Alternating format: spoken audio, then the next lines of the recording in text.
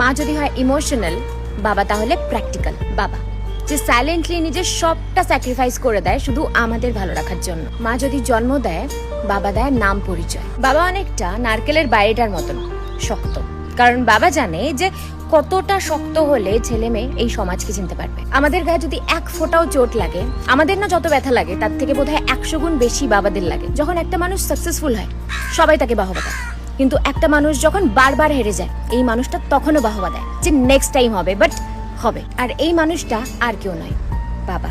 বাবা অনেকটা ছাতার মতন, বাইরের রোদ ঝড় বৃষ্টি আমাদের গায়ে লাগতেই দেয় না। যখন সবাই ছেড়ে চলে যাবে, যখন তুমি তোমার পাশে কাউকে পাবে না, এই মানুষটা একমাত্র তোমার পাশে শক্তিমানের মতন দাঁড়িয়ে থাকবে। মার 100 বার বলার পরেও যে কাজটা হয় না, বাবার একটা মিসড কলে সেই কাজটা হয়। তোর বাবা, এটার পর আর কোনো কথা হয় না। বাবা আছে বলেই হয়তো সব আবদারগুলো পূরণ হয়। মার সাথে আমরা মনের কথাগুলো শেয়ার করি ঠিকই, কিন্তু বাবা না বলা কথাগুলোও বুঝে যায়। যত বড় হচ্ছে বুঝতে পারি যে কেন বাবা একটা জামা পরে বছরের পর বছর চালাতো, কেন বাবা ছেঁড়া জুতো পরতো। কারণ বাবারা কখনো নিজের কথা ভাবেই না, বাবারা শুধু আমাদের স্বপ্ন পূরণ করতো। মায়ের ঋণ যেমন শোধ করা যায় না, একজন বাবার কন্ট্রিবিউশনও কখনো শোধ করা যায় না। মা যদি এই পৃথিবীর আলো আমাদের দেখায়, তাহলে বাবা এই দুনিয়া চিনতে শেখায়। সব সময় সবাই শুধু মায়ের কথাই বলে, বাবার কথা হয়তো খুব কম বলা হয়, কারণ মায়েরা মনের কথা মুখে বলে আর বাবারা সেটা পারে না।